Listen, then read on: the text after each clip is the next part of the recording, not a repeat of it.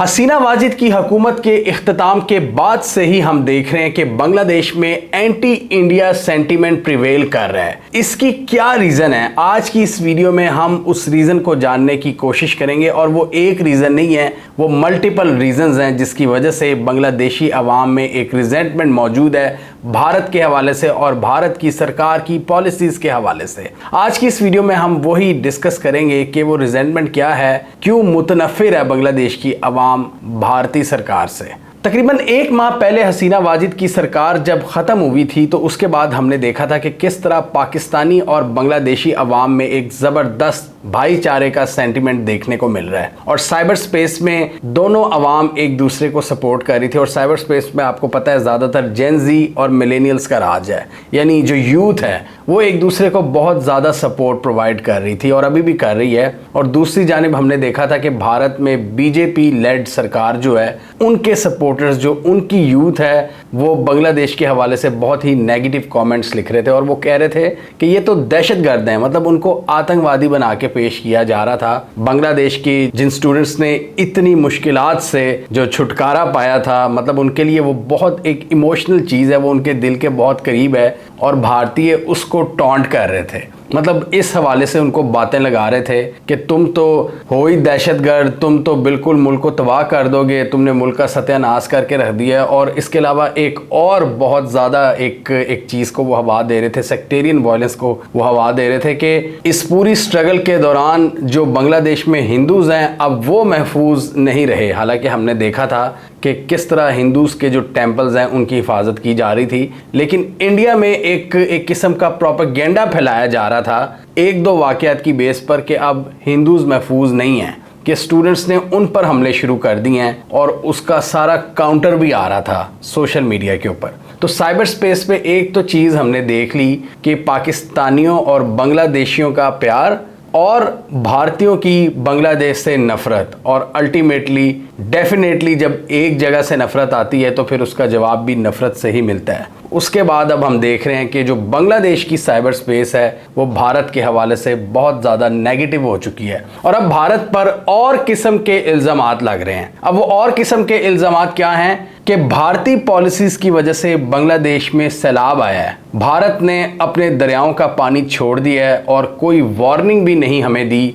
इसकी वजह से बांग्लादेश में इतनी ज़्यादा हलाकतें हुई हैं। इसके हवाले से हम ज़रा बाद में देखेंगे, लेकिन पहले हम ये देख लें कि ये जो सेंटीमेंट था ये बांग्लादेश में कुछ महीनों से काफ़ी इंटेंसिफाई हो गया था। एंटी इंडिया और इंडिया आउट की कैंपेन जिसको हमने 7 माह पहले डिस्कस किया था जब हसीना वाजिद इलेक्शन जीत रही थी, और हमने उसी वक्त भारत को खबरदार किया था कि भारत की अगर इसी तरह की पॉलिसीज़ बरकरार रहीं तो भारत अपने एक अहम पार्टनर को लूज़ कर देगा, ज़ाया कर देगा। और वही हुआ, जो हमारी प्रेडिक्शन हमने इस वीडियो में दी थी वो सच साबित हुई कि बांग्लादेशी अवाम बहुत बड़ी तादाद में भारत से मुतनफ़िर हो रही है। इंडिया आउट कैंपेन क्यों शुरू हुई थी कि बांग्लादेश की आवाम बड़े पैमाने पर यह समझना शुरू हो गई थी कि बांग्लादेश की सरकार, हसीना वाजिद की सरकार जो जुल्म ढा रही है, जो अपोजिशन की पकड़ धकड़ कर रही है, ह्यूमन राइट्स और प्रेस फ्रीडम के हवाले से जो इतना तंग कर रही है लोगों को, उसके पीछे भारतीय सरकार है और इंडियन हुकूमत उसको एम्बोल्डन कर रही है,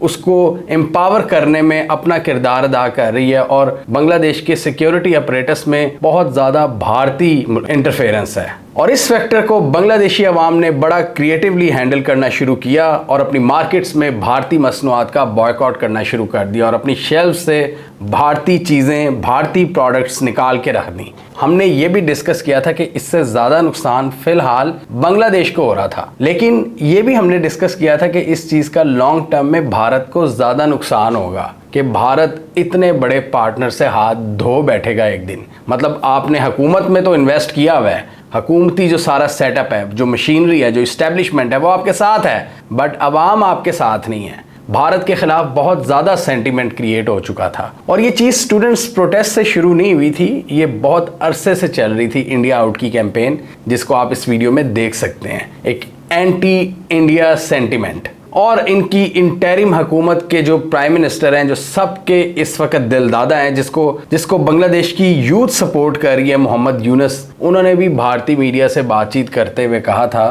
कि हसीना वाजिद को बहुत ज़्यादा सपोर्ट कर रही है भारतीय सरकार, जो हमारे लिए दुख का बायस बन रही है। जी हाँ, तीसरी जो गलती की भारत ने कि हसीना वाजिद को सपोर्ट करना शुरू कर दिया। जब हसीना वाजिद अपने मुल्क से दम दबाकर भागी तो किसने इनको शेल्टर प्रोवाइड किया? भारत ने। वैसे भारत ने बाकी बांग्लादेश के लोगों के लिए वीज़ास फ़िलहाल बंद किए हुए हैं, अपने दफातर उन्होंने बंद किए हुए हैं कि जब तक उनको समझ नहीं आ रहा कि आगे किस तरह नेविगेट करना है। बांग्लादेश से फ़िलहाल जो ताल्लुकात हैं वो काफ़ी हद तक डाउनग्रेड हो चुके हैं, लेकिन हसीना वाजिद को इन्होंने पनाह दी। जब पूरी दुनिया ने हसीना वाजिद को पनाह देने से इनकार कर दिया तो मोदी सरकार ने इनको पनाह दी। और शुरू में हमने इस वीडियो में डिस्कस किया था, इन्होंने सोचा होगा कि किस तरह इनकी वापसी कराई जाए, अजीत डोवल वगैरह से मुलाकात की, लेकिन बना कुछ नहीं, क्योंकि जो प्रोटेस्टर्स थे और जो स्टूडेंट्स थे वो आर्मी के सामने खड़े हो गए कि जी हमें हसीना वाजिद की वापसी कबूल नहीं है। वहाँ की फौज ने लोगों के सेंटीमेंट का ख्याल किया, एहसास किया कि लोग क्या चाहते हैं। लोग अब उस डिक्टेटर को नहीं वापस चाहते, और इस डिक्टेटर को किसने इम्बोल्डन किया? इंडिया ने। और इसमें एक और इम्पॉर्टेंट एलिमेंट आ जाता है यहाँ पर जमाते इस्लामी का।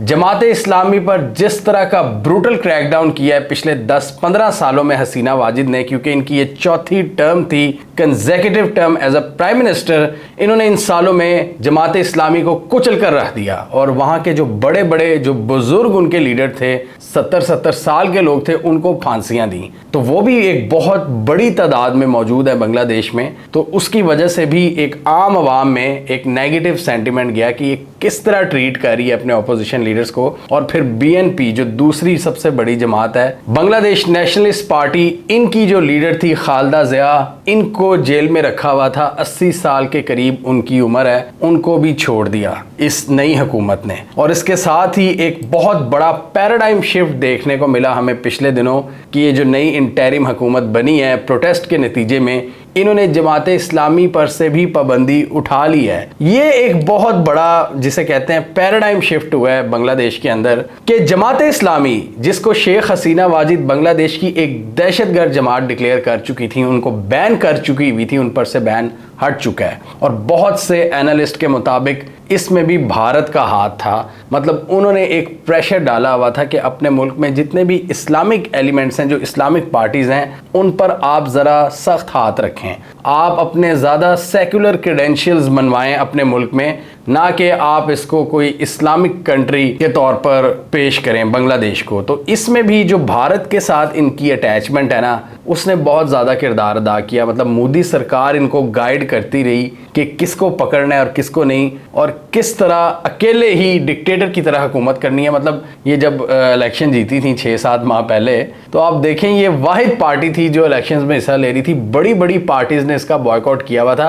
यूनिलैटरली आप किस तरह इलेक्शन जीत सकते हैं? और सबसे पहले मोदी साहब ने मुबारकबाद दी थी कि हम साथ काम करने को तैयार हैं। तो ये चीज़ बांग्लादेश की आवाम समझ चुके थे कि इनकी जितनी भी सख्त पॉलिसीज़ थी ऑपोजिशन के ख़िलाफ़, बांग्लादेश के लोगों के ख़िलाफ़, स्टूडेंट्स के ख़िलाफ़, उसके पीछे भारत का हाथ था। भारत की ये मेन प्लेयर थी बांग्लादेश के अंदर, और इनकी कंसोलिडेशन में भारत का एक बहुत अहम किरदार था जो अब ख़त्म हो चुका है। भारत अपना एक बहुत बड़ा प्लेयर वहाँ से लूज़ कर चुका है। और फिर जिस तरह इन्होंने प्रोटेस्टर्स को रज़ाकार कहा, रज़ाकार वो लोग थे जो उस वक्त पाकिस्तान के साथ थे और जो फ्रीडम फाइटर्स के ख़िलाफ़ थे। तो इन्होंने बिल्कुल भारत की तर्ज पर ही, बल्कि मैं भारत नहीं बल्कि साउथ एशिया की तर्ज पर बांग्लादेश के स्टूडेंट्स को रज़ाकार कहा, यानी देशद्रोही, गद्दार, एंटी नेशनल कहा। और कहा कि जो हम फ्रीडम फाइटर्स और उनके बच्चे हैं, हम ही सिर्फ ट्रू पैट्रियट्स हैं बांग्लादेश के।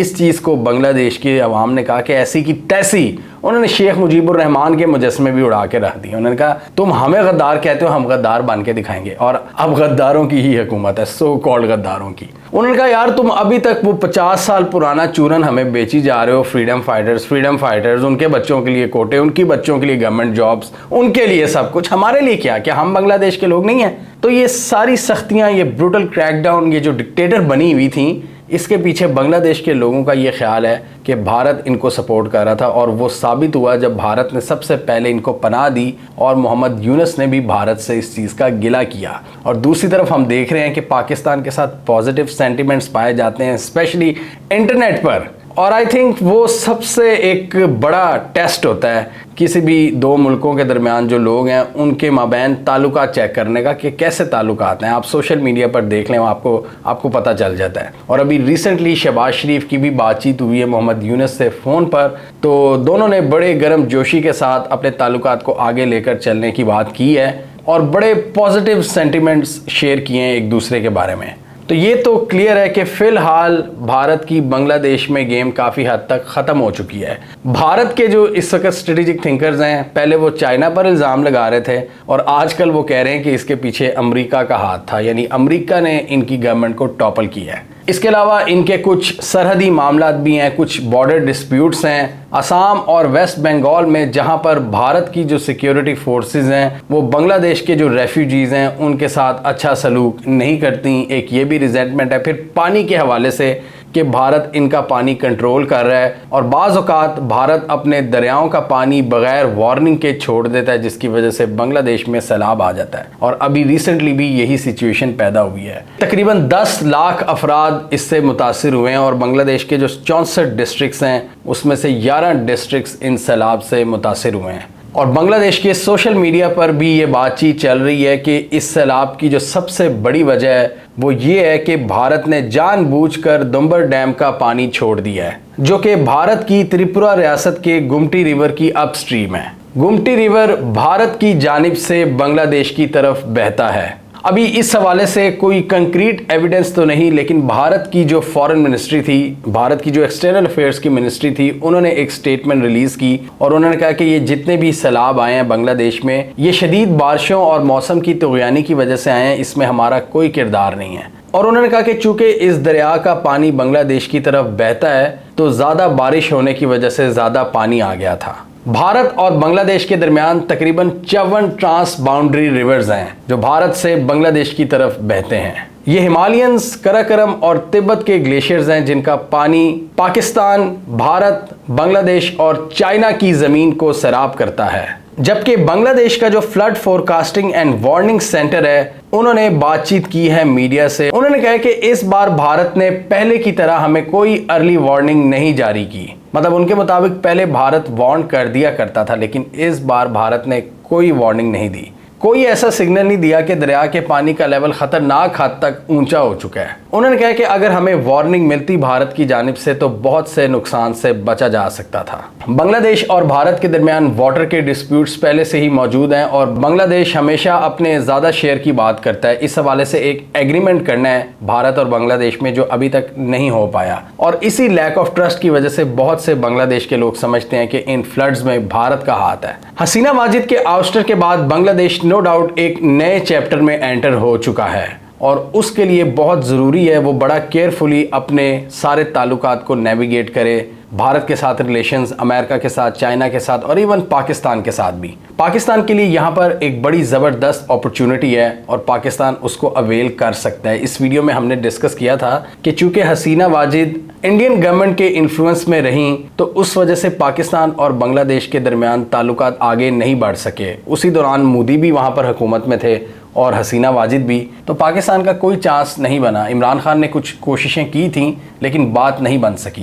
यानी इससे पहले मैं बता रहा हूँ कि पाकिस्तान और बांग्लादेश बड़े करीब आ चुके हैं। मुशर्रफ की हुकूमत में खालिदा ज़िया पाकिस्तान आई थी सार्क समिट के लिए, तो अभी भी एक आइडियल अपॉर्चुनिटी है कि भारत जो इनको डिक्टेट करता था पहले कि जी जमात इस्लामी को बैन करो, बांग्लादेश को एक सेकुलर रियासत बनाओ, मजहबी पार्टियों को बैन करो, पाकिस्तान के साथ ताल्लुकात ना कायम करो और हमारे इंटरेस्ट को आगे लेकर चलो, वो चैप्टर अब काफ़ी हद तक क्लोज हो चुका है। भारत को भी यही मशवरा दिया जा रहा है बहुत से स्ट्रेटेजिक थिंकर्स की जानिब से कि उनको अपनी बांग्लादेश की पॉलिसी को रिकंसिडर करना होगा। अब नए सिरे से बांग्लादेश के साथ ताल्लुकात को आगे लेकर चलना होगा क्योंकि अब नई रियलिटीज़ हैं। अब उनके पपेट्स हुकूमत में मौजूद नहीं हैं जो अपोजिशन का गला घूंटकर खुद इलेक्शन जीत जाएं और भारत की मनपसंद पॉलिसीज़ को आगे लेकर चलें। वो टाइम गुजर चुका है। वहाँ की एक बहुत बड़ी जमात इस्लामी पर पाबंदी उठ चुकी है। खालदा ज़िया जेल से बाहर आ चुकी हैं, शेख हसीना वाजिद मुल्क छोड़कर जा चुकी हैं। तो यहाँ से आप अंदाज़ा लगा लें कि बांग्लादेश की इक्वेशन अब किस हद तक तब्दील हो चुकी है। इस इक्वेशन में देखना यह है कि किस तरह पाकिस्तान, इंडिया, चाइना और अमेरिका नेविगेट करते हैं और अपने इंटरेस्ट ढूंढते हैं, क्योंकि बांग्लादेश कोई आम मुल्क नहीं है, बहुत ही अहम जगह पर लाया करता है। ये भारत का हमसाया है, पाकिस्तान के साथ डीप हिस्टोरिकल कनेक्शन है, चाइना भी इनकी प्रॉक्सिमिटी में है और रशिया भी बे ऑफ बंगाल में आ चुका है। हमें कमेंट सेक्शन में बताइए, आपके ख्याल में भारत की जो सरकार है वो बांग्लादेश में अपना फेयर शेयर हासिल कर पाएगी? ये तो हम सब जानते हैं कि बांग्लादेश में हसीना वाजिद के लेवल का इन्फ्लुएंस नहीं रहेगा भारत में, यानी उनकी मौजूदगी में भारत का जो असर व रसूख था, लेकिन उनके बाद किसी हद तक वो अपना असर व रसूख कायम कर सकते हैं बांग्लादेश के अंदर, या भारत वो अपॉर्चुनिटी लूज़ कर चुका है शेख हसीना वाजिद को पनाह देकर, और वो शेख हसीना वाजिद को ही दोबारा रीलॉन्च करने की कोशिश करेंगे? और आप ये भी बताइए कि क्या पाकिस्तान इस अपॉर्चुनिटी का इस्तेमाल कर सकता है, या बहुत से मौक़ों की तरह पाकिस्तान ये वाइटल मौका भी हाथ से खो देगा बांग्लादेश के करीब आने का? कमेंट कीजिए। इसके अलावा हमारा यूट्यूब चैनल सब्सक्राइब कर लें, साथ ही वो बेल आइकन भी दबा लें ताकि वो स्टोरीज दुनिया भर से पाकिस्तान से जिनकी मेन स्ट्रीम मीडिया पर प्रॉपर कवरेज नहीं होती, हमारे प्लेटफॉर्म के थ्रू आप तक टाइम पर पहुंच जाएं।